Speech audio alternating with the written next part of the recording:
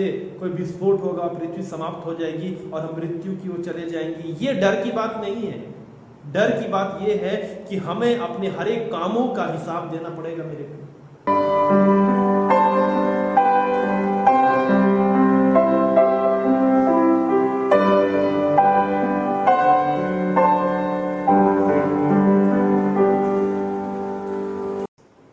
Praise the Lord. सबको प्रभु को धन्यवाद हो सुंदर समय के लिए, और एक बार फिर से परमेश्वर हमें ऐसा मौका देते हैं कि हम मिलकर के प्रभु की आराधना करें। और तो आइए हम मिलकर के परमेश्वर का धन्यवाद दें और आज के इस समय में हम मिलकर के प्रभु के वचन की ओर हम अपने ध्यान को लगाएंगे। आइए मेरे साथ एक वचन निकालेंगे, प्रकाशित वाक्य उसका पहला अध्याय और उसका 3 पद। लिखा है, धन्य है वह जो इस भविष्यवाणी के वचन को पढ़ता है और वे जो सुनते हैं और इसमें लिखी हुई बातों को मानते हैं, क्योंकि समय निकट है। और इन दिनों जैसा कि हम लोग जानते हैं कि पिछले सप्ताह भी हम लोग सुन रहे थे कि समय निकट आ गया है। हर एक बात का एक अवसर होता है, आकाश के नीचे और इस धरती पर हर एक बात का एक समय है, एक अवसर है। और जब परमेश्वर ने वो अवसर हमें रखा है तो हमें उन बातों को समझने की ज़रूरत है। और इस प्रकाशित वाक्य की पुस्तक में बहुत कम ही इनमें से प्रचार होता है, लेकिन मेरे प्रियो आज इनमें से मैं एक विषय की ओर आपके ध्यान को ले जाना चाहता हूँ कि परमेश्वर जो है इस प्रकाशित वाक्य की पुस्तक में से हमसे और भी कुछ बातों को वो हमसे कहना चाहता है। और इस पुस्तक में यदि हम लोग एक वचन और हम लोग देखेंगे, प्रकाशित वाक्य 3 अध्याय उसका 5 पद। जो जय पाए उसे इसी प्रकार श्वेत वस्त्र पहनाया जाएगा और मैं उसका नाम जीवन की पुस्तक में से किसी रीति से ना काटूंगा, पर उसका नाम अपने पिता और उसके स्वर्गदूतों के सामने मान दूंगा। जिसके कान हो वह सुन ले कि आत्मा कलीसियाओं से क्या कहता है। यदि यहाँ पर हम गौर करें तो बाइबल बताती है कि जीवन की पुस्तक के बारे में, ये जीवन की पुस्तक के विषय में कई बार हमारा ध्यान नहीं जाता, लेकिन मेरे प्रियो बाइबल इस अंत के दिनों में इस जीवन के पुस्तक के बारे में वो बताती है। और अंत के दिनों में जो पुस्तकें खोली जाएंगी उसमें से ये जीवन की पुस्तक भी है। और बाइबल में हम लोग इस बात को हम लोग देखते हैं कि जीवन की पुस्तक के विषय में लिखा हुआ है। और तब सवाल ये होता है कि ये जीवन की पुस्तक है क्या? ये इसे जीवन की पुस्तक, द बुक ऑफ लाइफ, ये कौन सी पुस्तक है? क्या ये पृथ्वी में पाई जाती है या फिर ये कौन सी पुस्तक है? इसमें क्या लिखा हुआ है? मेरे प्रियो आज इस जीवन की पुस्तक के बारे में कुछ बातों को मैं आपके सामने में रखना चाहता हूं, ताकि हम सभी इस बात को जान सके कि ये जीवन की पुस्तक जो है वो है क्या। यदि फिलिपियों की पत्री उसका 4 अध्याय और उसका 3 पद में पढ़ेंगे तो वहाँ पर भी पौलुस ने जीवन की पुस्तक के विषय में यहाँ पर जिक्र किया गया है ना। पौलुस भी जीवन के विषय में वो कहता है। फिलिपियों की पत्री उसका 4 अध्याय और उसका 3 पद में पढ़ेंगे।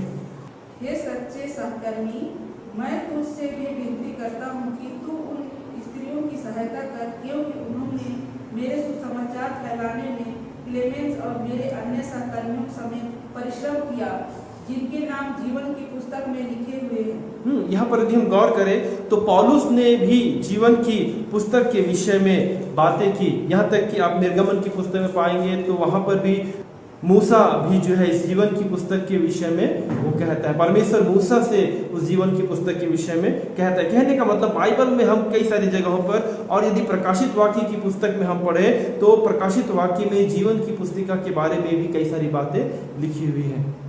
तब सवाल ये आता है कि जीवन की पुस्तिका है क्या? मेरे प्रियो, मैं बताना चाहता हूँ ये जीवन की पुस्तिका परमेश्वर के पास में है, और ये परमेश्वर का रिकॉर्ड रखने का, या फिर हमारे शब्दों में इसको हम लोग कह सकते हैं कि परमेश्वर जो है उनके नामों को इस जीवन की पुस्तिका में लिखता है जो प्रभु यीशु मसीह पर विश्वास करते हैं, परमेश्वर के वचन पर विश्वास करते हैं और उसके अनुसार जीवन जीते हैं, परमेश्वर की आज्ञाओं के अनुसार जीवन जीते हैं। यदि यहाँ पर हम गौर करें फिलिपियों की पत्री उसका 4:3 में, तो यहाँ पर पौलुस ने कहा कि हे सच्चे सहकर्मी, मैं तुझसे विनती करता हूँ कि तू उन स्त्रियों की सहायता कर, क्योंकि उन्होंने मेरे साथ सुसमाचार फैलाने में क्लेमेंस और मेरे अन्य सहकर्मियों समेत परिश्रम किया, जिनके नाम जीवन की पुस्तक में लिखे हुए हैं।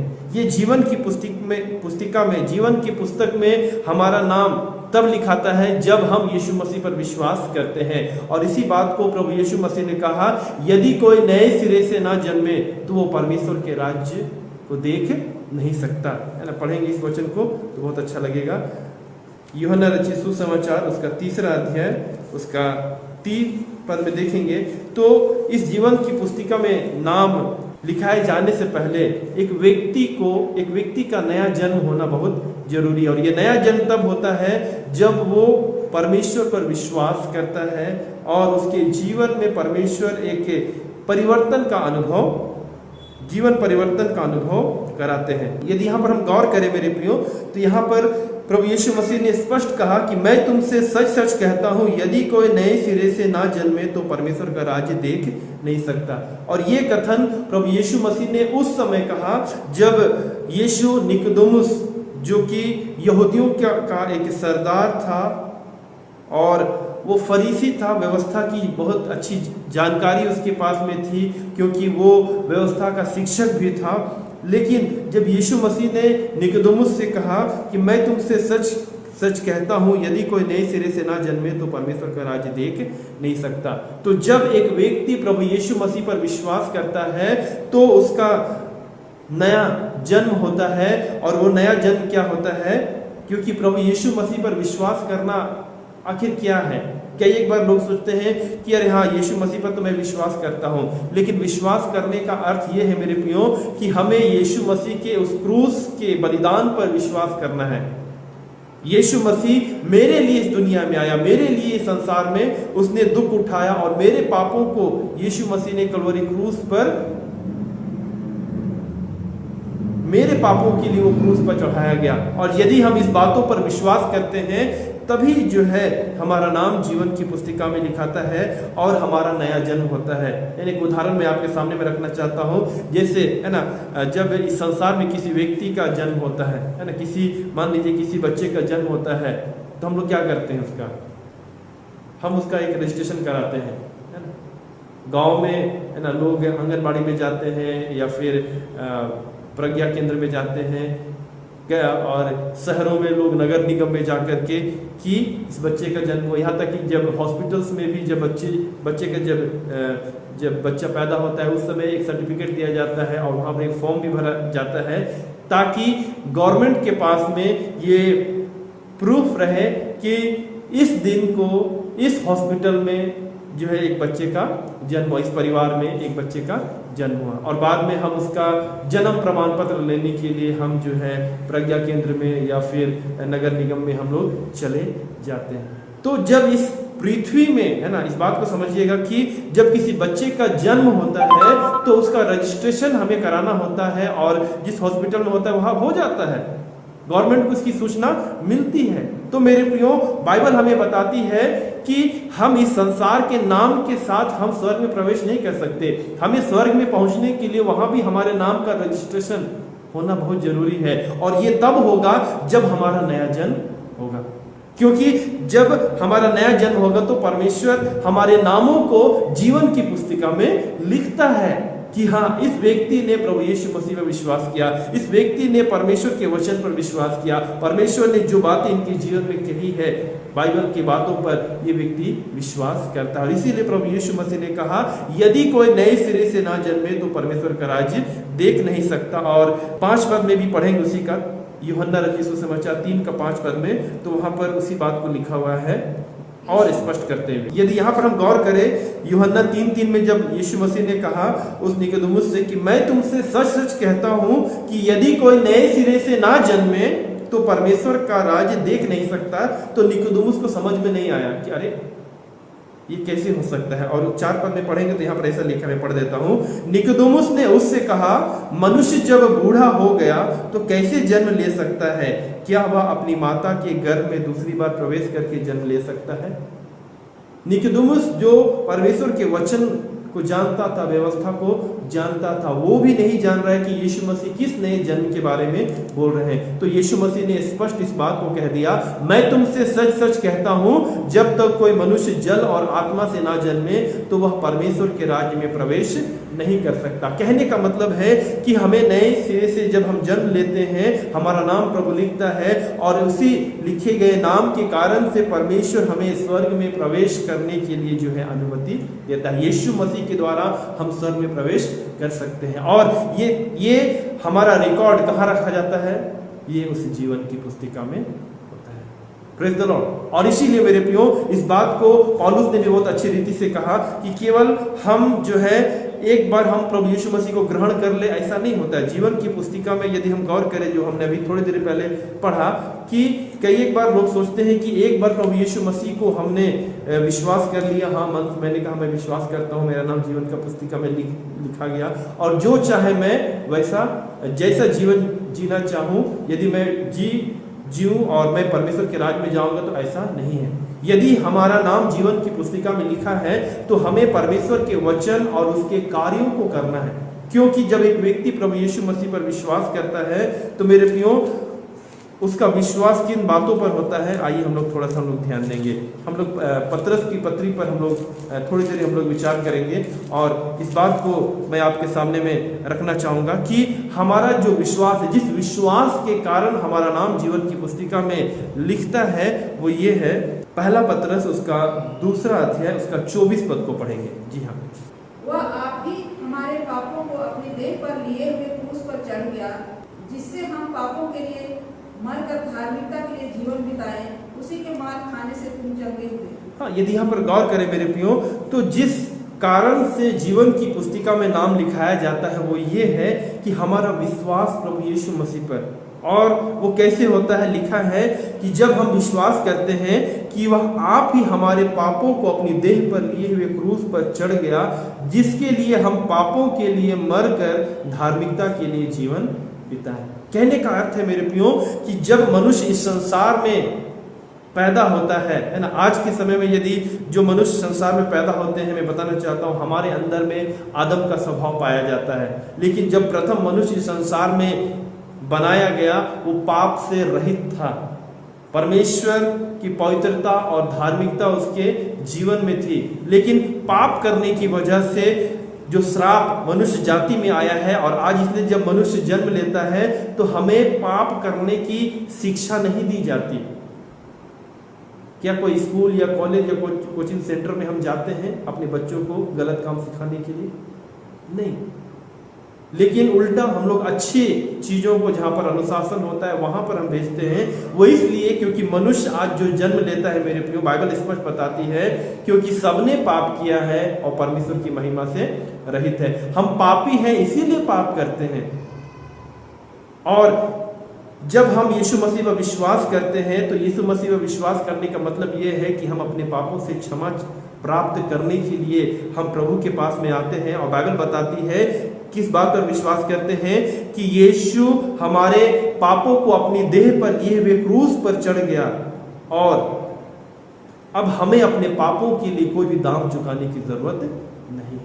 हमें अपने पापों का कोई भी मूल्य चुकाने की जरूरत नहीं। पापों से छुटकारे के लिए अब हमें कुछ करने की जरूरत नहीं, केवल एक काम करना है, वो है विश्वास। और विश्वास करके हमें उन पापों के लिए मर जाना है जो हमें परमेश्वर से अलग करती है। और इसी बात को यहाँ पर लिखा है, जिससे हम पापों के लिए मरकर धार्मिकता का जीवन, केवल पापों के लिए मरना, केवल बुरे कामों को छोड़ नहीं देना, लेकिन अब धार्मिकता का जीवन जीना हमारे लिए जरूरी है। तो जीवन की पुस्तिका में हमारा नाम तब होगा जब हम एक धार्मिकता का जीवन जीने के लिए अपने आप को समर्पण करेंगे। लेकिन ये बहुत खेद की बात होती है मेरे प्रियो, कई एक बार लोग एक धर्मी जीवन जीना नहीं चाहते।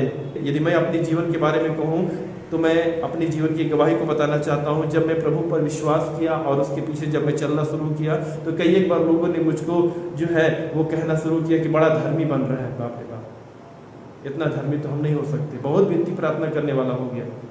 और ये बातें सुनकर के कई बार मुझको बहुत ही चोट लगता था कि लोग क्यों इस प्रकार से कह रहे हैं, क्योंकि आज शैतान ने इस धार्मिकता के शब्द को, धर्मी शब्द को एक ठट्ठों में विशेषकर मसीहों के लिए जो है ये इस्तेमाल करना शुरू कर दिया है, ताकि जो एक विश्वासी है ना, वो जलन से एक धार्मिकता का जीवन ना जिए। लेकिन मैं बताना चाहता हूँ शैतान की इस चाल को समझे। परमेश्वर ने हमें धार्मिकता का जीवन जीने के लिए बुलाया है, और बाइबल में स्पष्ट लिखा हुआ है कि यदि हम एक धार्मिकता का जीवन नहीं जिएंगे, यदि परमेश्वर की धार्मिकता को हम ग्रहण नहीं करेंगे, तो हम परमेश्वर के राज्य में कभी प्रवेश नहीं कर सकते, क्योंकि हमें पापों के लिए मर करके धार्मिकता का जीवन बिताना बहुत जरूरी है। और जब हम ऐसा विश्वास करते हैं तभी हमारा नाम जीवन की पुस्तिका में लिखाता है, और जब हमारा नाम जीवन की पुस्तिका में लिखाता है तो बाइबल इसके बारे में बताती है इस अवसर को परमेश्वर जो है वो कैसा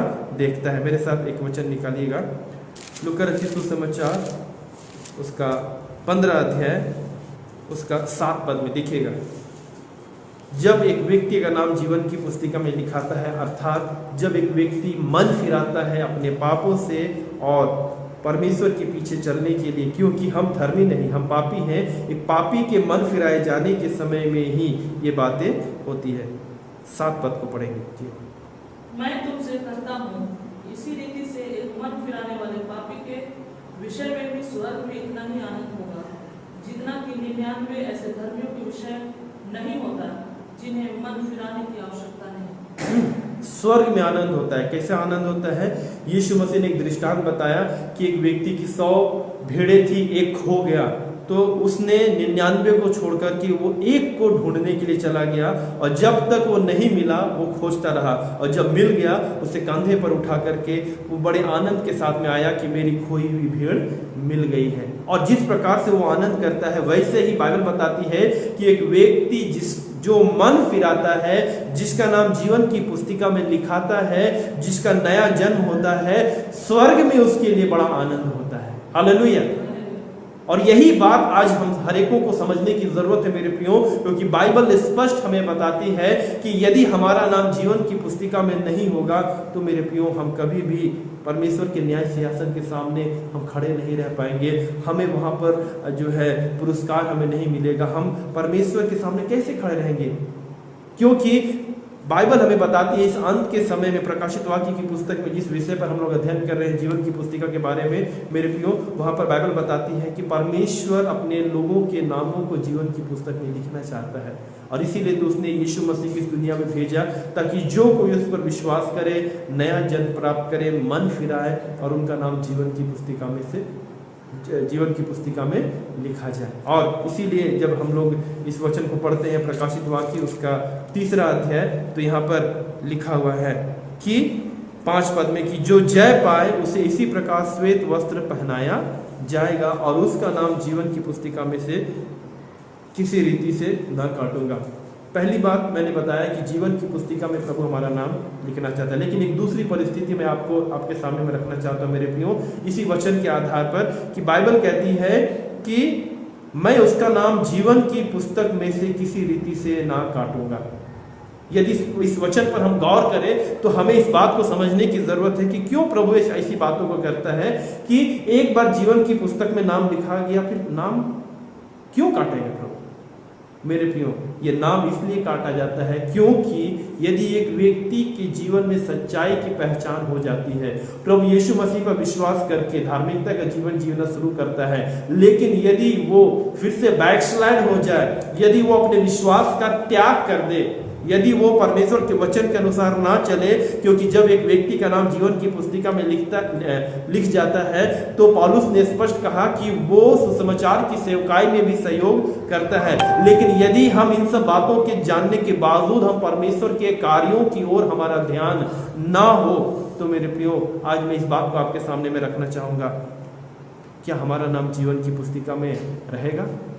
क्योंकि जीवन की पुस्तिका में हमारा नाम तब रहेगा जब हम एक धार्मिकता का जीवन जिएंगे। और बाइबल बताती है कि परमेश्वर किसी रीति से उसमें से हमें नाम को नहीं काटेगा, क्योंकि वो नाम को मेंटेन करना ये हमारी जिम्मेवारी है। एक धार्मिकता, एक विश्वासी का जीवन परमेश्वर के सामने एक निर्दोष जीवन जीना ये हमारी जिम्मेवारी है। और इसी बात को बाइबल कहती है कि हमें उद्धार में प्रतिदिन जीना है, पवित्रता का जीवन हमें जीना है। तो परमेश्वर हमारे जीवन के इस पुस्तिका में से हमारे नाम को किसी रीति से नहीं काटेगा। और जब हमारा नाम जीवन की पुस्तिका में से हो जाएगा मेरे प्रियो, तो बाइबल बताती है कि परमेश्वर हमें अपनी कलीसिया में हमें शामिल करेगा। और हम जब प्रभु यीशु मसीह आएगा, जब प्रभु यीशु मसीह आएंगे तो हम उसके साथ बादलों पर उठा लिए जाएंगे। लेकिन मेरे प्रियो, इस जीवन की पुस्तिका का इस्तेमाल कब होगा मैं आपके सामने मैं बताना चाहता हूँ। और इस बात को स्पष्ट कि जब न्याय सिंहासन है ना, श्वेत न्याय सिंहासन होगा, है ना। एक पद को पढ़ेंगे, प्रकाशित वाक्य 20 अध्याय और उसका 11 से पढ़ेंगे, 11 और 12 पद को। यहाँ पर एक बड़ा श्वेत सिंहासन अर्थात अंतिम न्याय के बारे में यहाँ पर लिखा हुआ है। और यहाँ पर यदि हम लोग गौर करेंगे तो यहाँ पर बाइबल कुछ इस प्रकार से बताती है, 11 से 11 और 12 जी। फिर मैंने एक बड़ा श्वेत सिंहासन और उसको जो उस पर बैठा हुआ है देखा। उसके सामने से पृथ्वी और आकाश भाग गए और उनके लिए जगह न मिली। फिर मैंने छोटे बड़े सब मरे हुओं को सिंहासन के सामने खड़े हुए देखा और पुस्तकें खोली गई। और फिर एक और पुस्तक खोली गई अर्थात जीवन की पुस्तक। और जैसा उन पुस्तकों में लिखा हुआ था वैसे ही उनके कामों के अनुसार मरे हुओं का न्याय किया गया। देखिए, जीवन की पुस्तक में केवल नाम ही नहीं लिखा हुआ है, लेकिन बाइबल बताती है जीवन की पुस्तक में हमने क्या किया है। हम जो भी काम करते हैं उन सारी बातों का रिकॉर्ड परमेश्वर जीवन की पुस्तिका में लिखता है। ये हर एक के लिए है, क्योंकि यहाँ पर बाइबल बताती है जब इस अंतिम न्याय के समय में पुस्तकें खोली गई, फिर एक और पुस्तक खोली गई अर्थात जीवन की पुस्तक। और जैसा उन पुस्तकों में लिखा हुआ था वैसे ही उनके कामों के अनुसार मरे हुओं का न्याय किया गया। कहने का मतलब मेरे प्रियो, इस संसार में जो व्यक्ति हमसे पहले मर भी गए हैं, कई बार लोग सोचते हैं अरे मर जाएंगे तो किस्सा खत्म हो गया ना, कौन जानता है क्या होता है। लेकिन मेरे प्रियो, बाइबल बताती है मनुष्य के लिए जन्म लेना, मरना और न्याय के सामने पहुंचना नियुक्त है।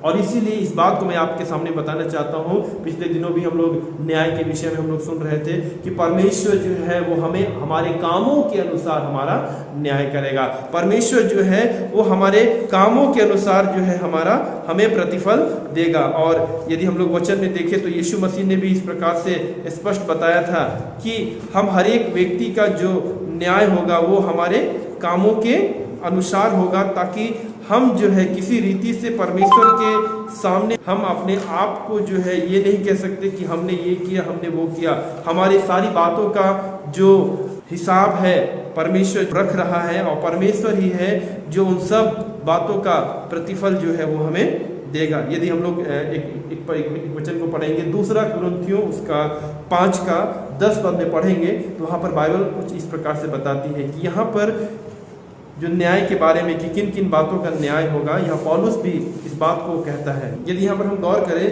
तो यहाँ पर बाइबल स्पष्ट बताती है, क्योंकि अवश्य है कि हम सब का हाल मसीह के न्याय आसन के सामने खुल जाए, कि हर एक व्यक्ति अपने अपने भले बुरे कामों का बदला जो उसने देह के द्वारा किए हो पाए। मेरे प्रियो, आज मैं स्पष्ट इस बात को बताना चाहता हूँ कि आज इस संसार में हम कैसा जीवन जी रहे हैं। कई बार लोग सोचते हैं कि जैसा मेरा विश्वास है वैसे ही मेरा न्याय होगा। हाँ, हमने जैसा विश्वास किया है परमेश्वर उसका आदर करता है, लेकिन हमारा न्याय तो मेरे प्रियो हमारे कामों के अनुसार होगा। क्योंकि बाइबल बताती है चाहे वो काम भले हैं या बुरे हैं, हम सब का हाल मसीह के न्याय सिंहासन के सामने खुल जाएंगे, और वहां पर जो बातें हमारे हर एक कामों का हिसाब लिखा जा रहा है। इसलिए मेरे प्रियो, हमें इस बात को समझने की जरूरत है यदि आप रोमियो की पत्री उसका 14 अध्याय उसका 10 पद में पढ़ेंगे तो वहां पर ऐसा लिखा हुआ है, तू अपने भाई पर क्यों दोष लगाता है, या तू फिर क्यों अपने भाई को तुच्छ जानता है। हम सब के सब परमेश्वर के न्याय सिंहासन के सामने खड़े होंगे। मतलब हमें अपने कामों के अनुसार परमेश्वर के सामने खड़ा होना होगा और उस समय जीवन की पुस्तक खोली जाएगी और जो जो बातें हमने इस पृथ्वी में किए हैं, जो जो जिन जिन बातों को हमने इस पृथ्वी में किया है, उन सारी बातों का हिसाब होगा। इसलिए मेरे प्रियो, आज हमें करना क्या है? आज हमें करना है कि हम उन भले कामों के लिए, क्योंकि इफिसियों की पत्री उसका 2 अध्याय उसका 10 पद में लिखा हुआ है, हम उसके बनाए हुए हैं और परमेश्वर के उन भले कामों के लिए सृजे गए हैं जिनको परमेश्वर ने पहले से हमारे करने के लिए तैयार किया। लेकिन आज सवाल ये है कि हम कितने भलाई के कामों को कर रहे हैं? कौन सी भलाई के कामों को कर रहे हैं? क्या केवल हम अपनी ही भलाई की चिंता करते हैं? जो जिम्मेवारी परमेश्वर ने हमें दी है, क्या हम उन जिम्मेवारियों को अच्छी रीति से निभा रहे हैं? मेरे प्रियो, जो परिवार परमेश्वर ने हमें दिया है, क्या उस परिवार की जिम्मेदारी हम अच्छी रीति से निभा रहे हैं? जो बच्चे परमेश्वर ने हमें दिए हैं, क्या उन बच्चों की देखभाल हम अच्छी रीति से कर रहे हैं? उनको प्रभु में आगे बढ़ने के लिए हम उन्हें उत्साहित कर रहे हैं? जिस कलीसिया में प्रभु ने हमें रखा है, उसके प्रति जो हमारी जवाबदेही है, क्या हम उन जिम्मेदारियों को उठा रहे हैं? जिस समाज में हम रहते हैं, क्या हम अपने समाज के प्रति उत्तरदायित्व को अच्छी रीति से निभा रहे हैं? जिस देश में हम रह रहे हैं, उस देश के प्रति जो हमारा जो कर्तव्य है, क्या हम उसको निभा रहे हैं? क्या हम अपने अच्छे पड़ोसी होने का फर्ज अदा कर रहे हैं? कहने का अर्थ है कि क्या हम ऐसे अच्छे काम कर रहे हैं जो प्रभु यीशु मसीह ने हमें सिखाया, या फिर केवल हम अपने ही सेल्फ सेंटर्ड हैं? आज ऐसी परिस्थिति आ गई है कि हम जो है अपने आप को बचाने के लिए अपने परिवार समेत अपने घरों में हैं। लेकिन मेरे प्रिय, मैं बताना चाहता हूँ, परमेश्वर ने भले कामों को करने से मना नहीं किया है। हम हर परिस्थिति में भले कामों को कर सकते हैं, क्योंकि हमारे इन सारे कामों का हाल परमेश्वर के सामने, यीशु मसीह के न्याय सिंहासन के सामने खुल जाएगा। और वो सारी बातें प्रभु इन दिनों जीवन की पुस्तिका में लिख रही है, चाहे वे हमसे पहले इस संसार को छोड़ करके चले गए उनके बारे में हो, या फिर हमारे बारे में, या दुनिया के किसी भी व्यक्ति के बारे में। सारे लोगों के हर एक काम, भले और बुरे, जो है जो उसने देह के द्वारा किए हैं, परमेश्वर उसका प्रतिफल देगा। तो आज हमारे लिए ज़रूरी है कि इस जीवन की पुस्तिका में जो बातें हमारे लिए जो लिखी गई है, क्या हम उसमें अच्छी अच्छी कामों का लिस्ट हम जोड़ें, या फिर हम अपने जीवन की उन बुरी बातों का हिसाब रख रहे हैं? क्योंकि बाइबल बताती है, यीशु मसीह ने कहा, तुम अपना धन उस स्थान पर इकट्ठा ना करो जहाँ पर चोर सेंध लगाते हैं और काई जिसमें लग जाते हैं, लेकिन तुम अपने धन को स्वर्ग में इकट्ठा करो जहां चोर नहीं पहुंच सकता और जहां पर कीड़े भी नहीं पड़ते। और इसीलिए प्रभु यीशु मसीह ने एक उदाहरण बताया कि ये सारी बातों का जो धन, जिसको यीशु मसीह ने कहा कि वो धन जो है वो कुछ और नहीं, लेकिन हमारे जीवन की पुस्तक में लिखने वाले वो भले काम हैं जिनका प्रतिफल प्रभु हमें देगा। और आज हमें एक अच्छे मसीही जीवन जीने की जरूरत है। इस अंत के दिनों में कई बार लोग केवल अपने जीवन के बारे में सोच रहे, लेकिन मेरे प्रियो, हमें एक अच्छा मसीही जीवन जीने की जरूरत है, क्योंकि मसीही जीवन ही दूसरों की चिंता करता है। एक मसीही व्यक्ति ही दूसरे के उद्धार के विषय में सोचता है। एक जीवन की पुस्तक में जिसका नाम लिखा हुआ है, वही सुसमाचार में सहायता करता है। जैसा हमने फिलिपियों की पत्री में हमने पढ़ा कि पौलुस ने फिलिपियों की मंडली को कहा कि जिनके नाम जीवन की पुस्तिका में लिखे हुए, उन्होंने सुसमाचार में हमारी सहायता की। उन्होंने स्त्रियों की तुम सुध ही लेना। मेरे प्रियो, आइए हम एक मसीही होने के नाते, यीशु मसीह में विश्वास करने के नाते, हम किस परिवार के सदस्य हैं? क्योंकि बाइबल बताती है, जिन्होंने यीशु मसीह पर विश्वास किया है, उसे ग्रहण किया है, वो परमेश्वर के परिवार के सदस्य बन जाते हैं। और पूरी दुनिया में ये प्रचार हो रहा है, घर में रहे, सुरक्षित रहे, अपने परिवार के साथ सुरक्षित रहे। लेकिन मेरे प्रिय, हमारा परिवार कौन है? हम किस परिवार के बारे में सोच रहे हैं? यीशु मसीह ने कहा, मेरे माता मेरे भाई वही हैं जो परमेश्वर के वचन को सुनते हैं और मानते हैं। मेरे प्रियो, आज परमेश्वर इस वचन के द्वारा वो हमसे कहना चाहता है कि क्या, सबसे पहला सवाल, क्या हमारा नाम जीवन की पुस्तिका में लिखा हुआ है? दूसरा बात, यदि जीवन की पुस्तिका में लिखा हुआ है तो कहीं हम ऐसे कामों को तो नहीं कर रहे कि हमारा नाम जीवन की पुस्तिका में से काट दिया जाए। तीसरी बात, हमारे कितने भले काम परमेश्वर के जीवन की पुस्तिका में लिखे जा रहे हैं और कितने बुरे काम परमेश्वर की जीवन की पुस्तिका में लिखे जा रहे हैं, क्योंकि इन सारी बातों का न्याय होगा। और इन दिनों में यदि दुनिया डर रही है तो उसी न्याय से अचानक से कोई विस्फोट होगा, पृथ्वी समाप्त हो जाएगी और हम मृत्यु की ओर चले जाएंगे। ये डर की बात नहीं है। डर की बात यह है कि हमें अपने हर एक कामों का हिसाब देना पड़ेगा। मेरे कहना चाहता है कि आइए हम अपने जीवन को ऐसा जिए कि जब न्याय सिंहासन के सामने जब हम खड़े हो तो परमेश्वर हमारे भले कामों के लिए हमें रिवॉर्ड देने पाए, परमेश्वर हमें भले कामों के लिए हमें पुरस्कार देने पाए। और प्रभु आज इस वचन के द्वारा वो हमसे कहना चाहता है, क्या हम अपना जीवन ऐसा जी रहे हैं कि हमारे हर एक बातों का रिकॉर्ड परमेश्वर रख रहा है ना। कई एक बार है ना, जब कोई व्यक्ति जॉब करता है ना, विशेषकर सरकारी जॉब में है ना, उनका जो है क्या बोलते हैं, उनका सर्विस बुक होता है और कई सारे उनके जो उनके डिपार्टमेंट्स में कई बार वे कैसे काम करते हैं उन सारी बातों का लेखा जोखा और उनके डिपार्टमेंट उनको देखता है और समय समय पर जो अच्छे करते हैं उनको जो है रिवार्ड दिया जाता है। लेकिन आपने कब ये देखा है कि जिन व्यक्तियों ने अपनी जॉब में अच्छा परफॉर्मेंस नहीं किया, यदि उन्होंने कंपनी के लिए या फिर अपने जो है ऑफिस के लिए यदि घाटे का कुछ किया है तो उसके ऊपर में कंपनी या फिर ऑफिस के लोग जो है एक्शन भी लेते हैं, उसे छोड़ नहीं देते। अरे उनका नौकरी है तो छोड़ दिया, ऐसा नहीं है। ठीक उसी प्रकार परमेश्वर ने हमें भले कामों के लिए जब इस पृथ्वी में रखा है, लेकिन यदि हम भले कामों पर हमारा ध्यान नहीं हो और यदि हम सोच रहे हम तो पापी हैं और हमारा जीवन पाप से ही पाप में ही होता है, यदि हम ऐसे सोच करके अपने कामों को बुरे बातों में लगाए मेरे प्रियो, तो बाइबल बताती है परमेश्वर उसका भी हिसाब लेगा। धीरज परमेश्वर इसलिए धर रहा है कि हर एक को मन फिराव का अवसर मिले।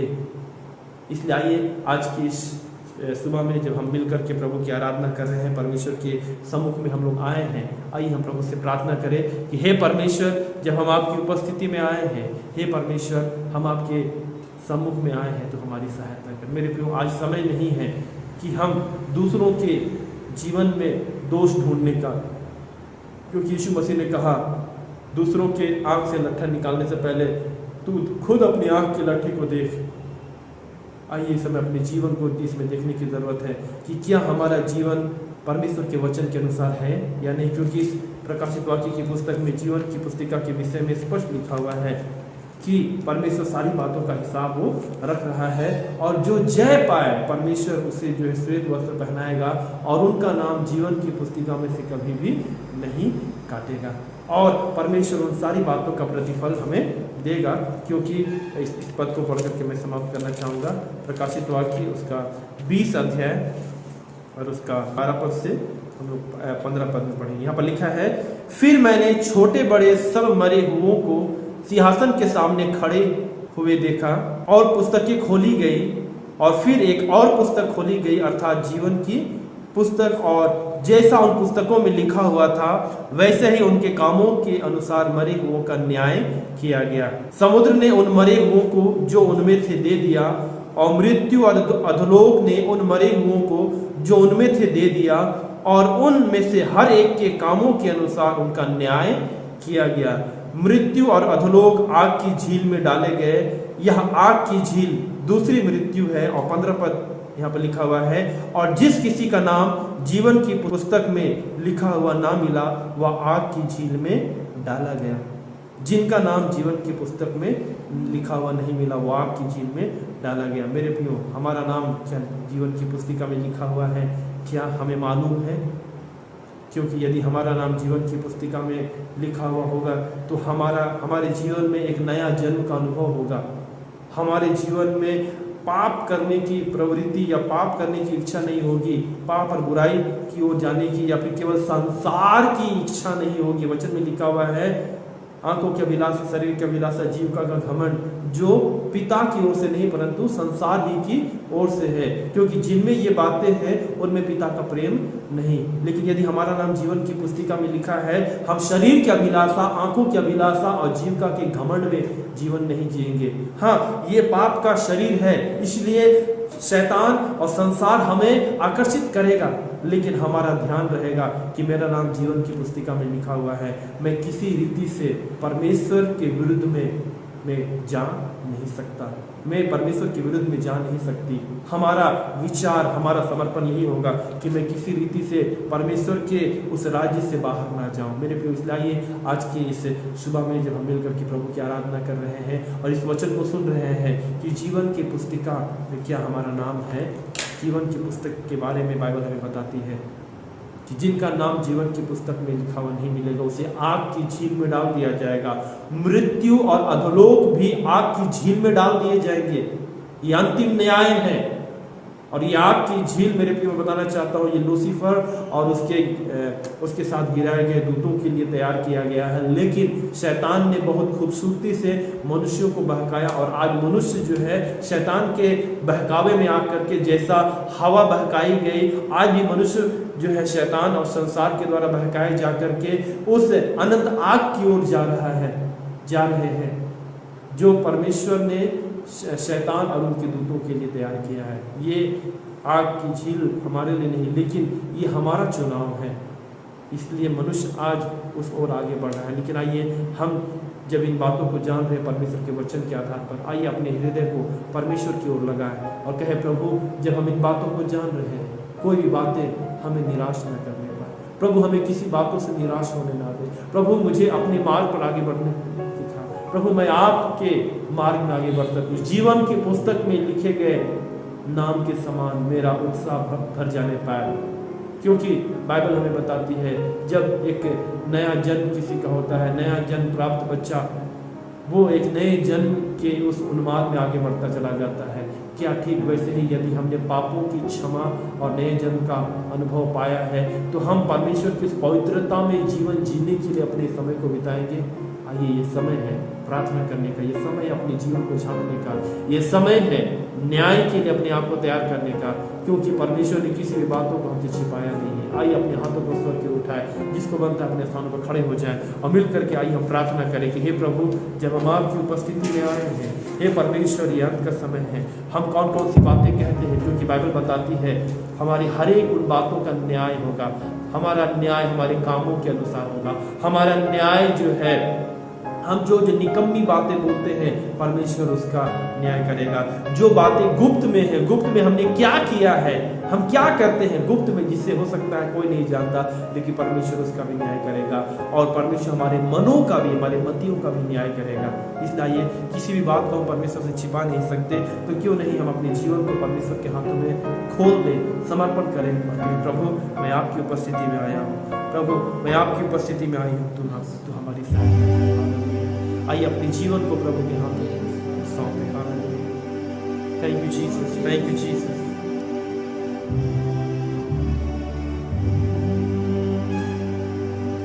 खोलता जीवन मेरा यीशु, खोलता जीवन सबका तू, खोलता जीवन मेरा यीशु, खोलता जीवन सबका तू। मैं पुकारूँ, मैं पुकारूँ, क्योंकि तूने बचाया मुझे। खोलता जीवन मेरा यीशु, खोलता जीवन सबका। मैं पुकारूँ, क्योंकि तूने बचाया मुझे।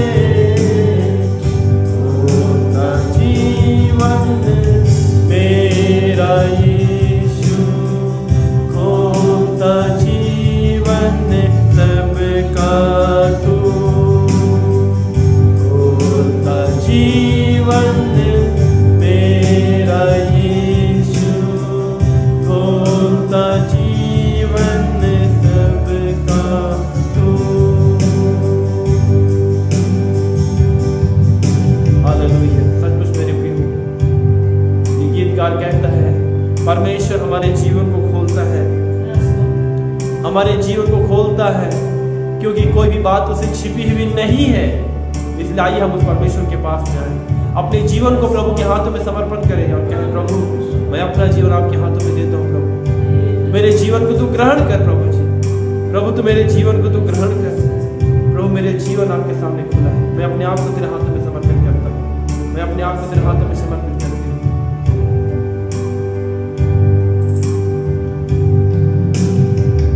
ना वो स्त्री जानती थी जो पानी भरने आई,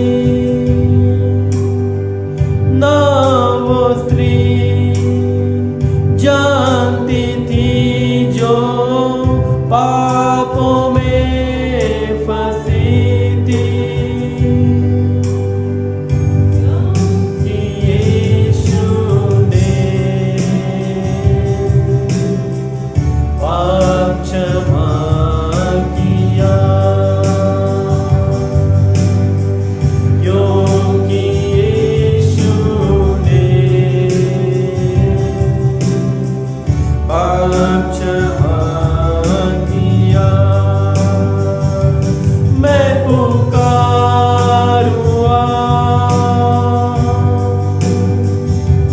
मैं पुकारूंगा,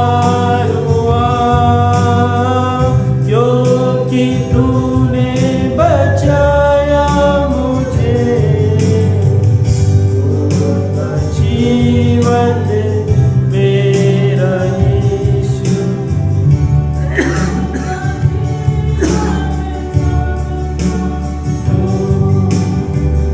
होता जीवन मेरा यीशु, होता जीवन सबका।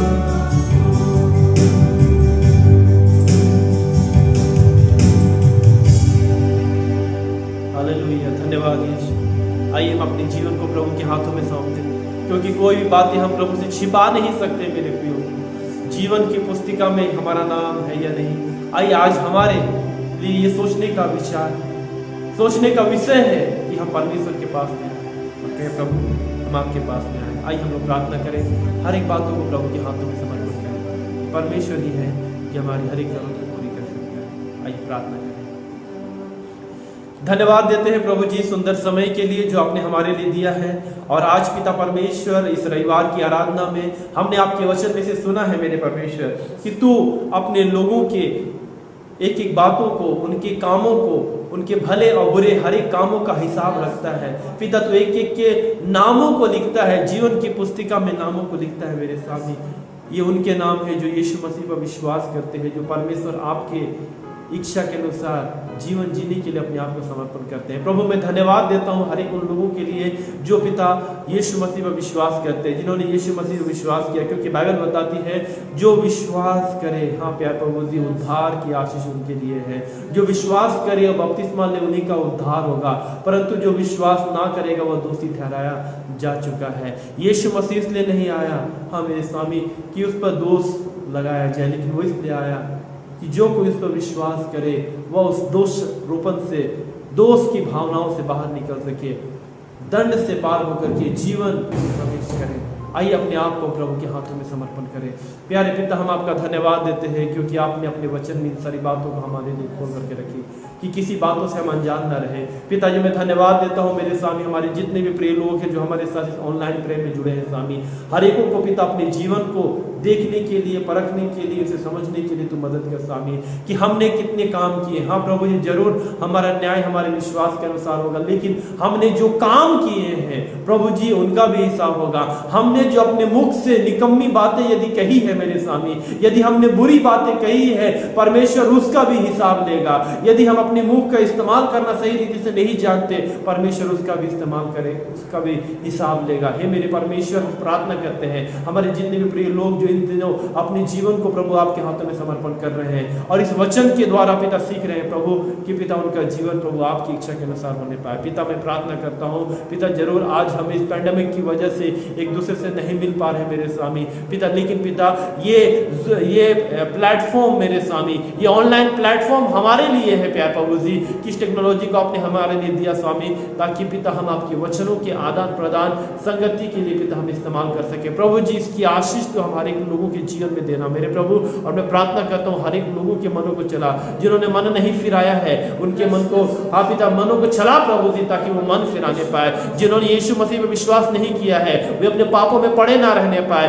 अपने मन की ढिठाई में पड़े हुए ना रहने पाए, लेकिन जिन्होंने पिता परमेश्वर हाँ पिता मन फिराया है स्वामी, वो किसी रीति से आपका इनकार न करने पाए, आपके वचन का इनकार न करने पाए, विश्वास का इनकार न करने पाए, बाइबल का इनकार न करने पाए, यीशु मसीह का इनकार न करने पाए। तो ऐसा अनुग्रह कर हम सभी लोगों को तेरे हाथों में समर्पित करते हैं, विशेषकर जिन लोगों ने प्रार्थना निवेदन दिए हैं मैं उनके लिए प्रार्थना करता हूँ प्रभु, तू सहायता कर हर एक जरूरतमंद लोगों की आवश्यकताओं को तू देख प्यार प्रभु। कलीसिया प्रार्थना करती है इस पैंडेमिक के लिए प्यार प्रभु जी, जिस महामारी से लोग मर रहे हैं मेरे स्वामी, बहुत सारे ऐसे लोग हैं जो बिना यीशु मसीह को जाने हुए मर रहे हैं मेरे प्रभु जी, बहुत सारे ऐसे लोग हैं स्वामी हाँ पिता जिन्होंने यीशु मसीह पर विश्वास भी नहीं किया हाँ पिता, लेकिन प्रार्थना करते हैं स्वामी पिता हर एक को मन फिरा का अवसर दे प्यार प्रभु जी। हे पिता जो बीमार है पिता उनके मनों को चला स्वामी, ताकि अपने जीवन को पूरी रीति से आपके हाथों में समर्पित करे और आपकी इच्छा उसके जीवन में पूरी होने पाए। पिता मैं सारे लोगों को तेरे हाथों में सौंपता हूँ जो हमारे साथ ऑनलाइन में ऑफलाइन में कॉन्फ्रेंस कॉल में जुड़े हैं मेरे स्वामी, हर एक लोगों को बड़ी आशीष दे, ताकि कोई भी अपने जीवन की निराशाओं में पड़ा ना रहने पाए प्रभु जी। और इन दिनों जबकि पिता हम पिता ऐसे महामारियों से भी गुजरते जिसके कारण परिस्थितियां दिनों दिन बदलती जा रही है मेरे प्यार प्रभु जी, लेकिन इससे भी कठिन समय आएंगे,